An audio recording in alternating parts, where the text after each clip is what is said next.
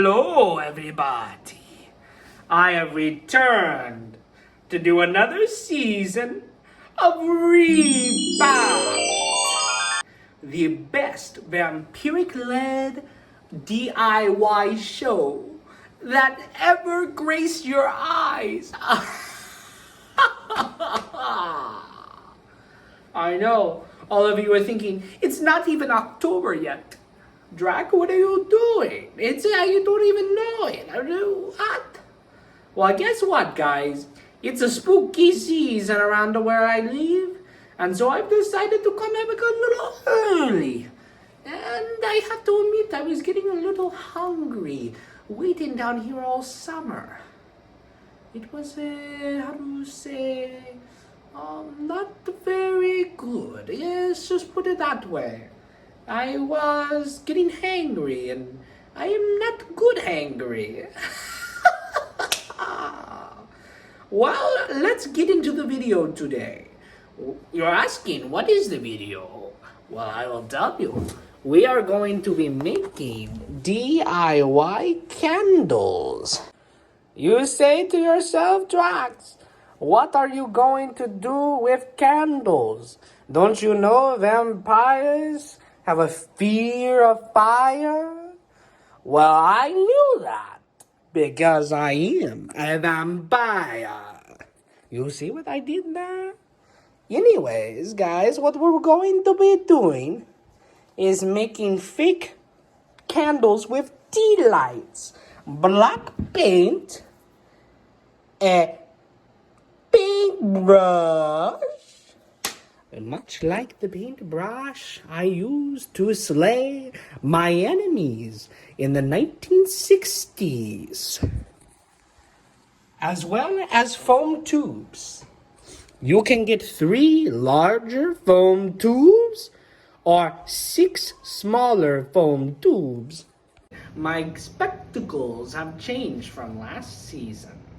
That's because last year, a fire hunter infiltrated my nest and tried to kill me. But I turned him into a vampire himself. Isn't that wonderful? I had to change my glasses, granted, because if it works for Clark Kent, then it works for me. No one will be able to tell that I am the vampire that was in this area. As you saw earlier, we will be making fake candles. Don't you love that screeching sound? First, you want to open up your packet of foam spears. Remember, never buy wooden spears, because a wooden spear is a wooden stake, and a wooden stake is a vampire's worst enemy. As you see here, we have the stakes, and what we're going to do is snap them in half using our vampiric strength.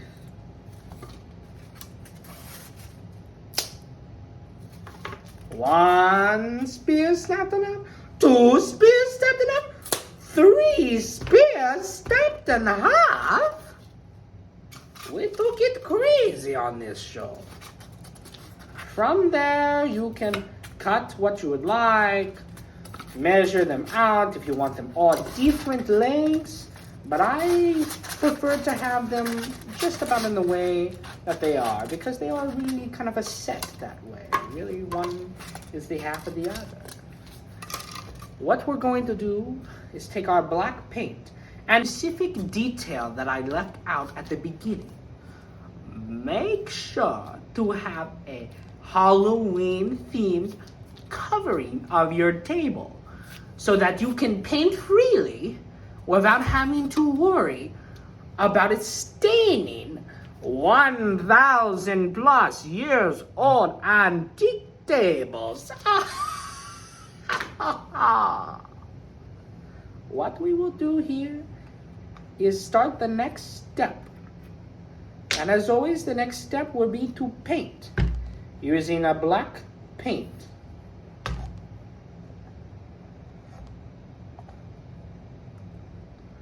You want to make sure to be very careful when opening your paint.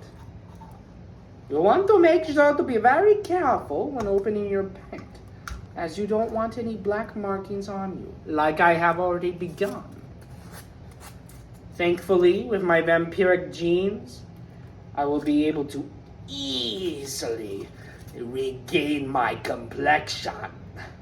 You know, this reminds me of the one time I was in the village of Hovenstein, right outside of Gluck, Germany. It's a little village in the suburbs of Munich. I was doing some scout work, you see.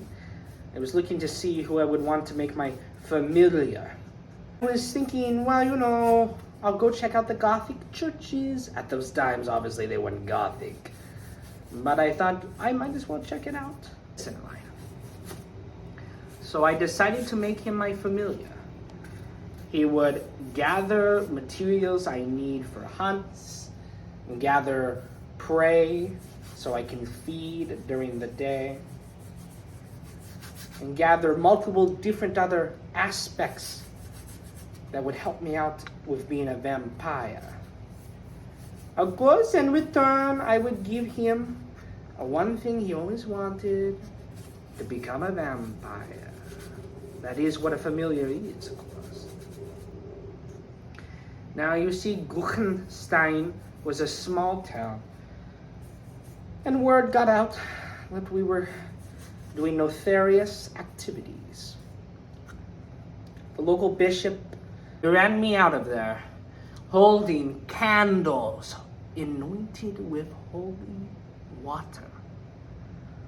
The fumes were so disgusting to me that I had to run out of town and fly in my bat form.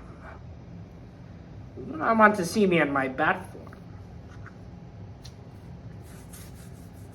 So today, that is why I'm showing all you young vampires how to make candles that will not run you out of town. We just want to make sure we get a good coat on here, and then we'll be good to go. See you when it's done.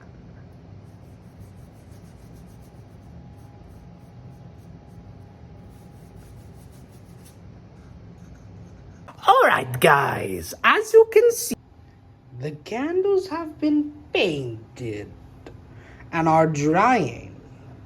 Now remember, you do not want to put so much paint on there that you're waiting half a century for it to dry. I have done that before. Not specifically the paint part, but waited half a century for something to wake me from my eternal slumber. Followed at the top of your candle, you'll want to find a sticky putty that will help your tea light stick to the base of your candle. Once that is set,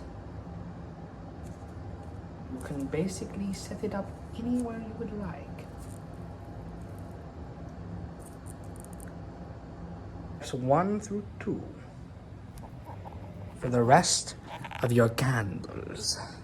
Once you have completed the rest of the steps over and over and over again, you will have a beautiful array of candles that are safe to vampiric touch.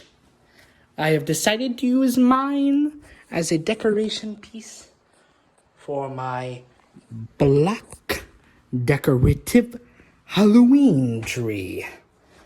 I will see you guys next week.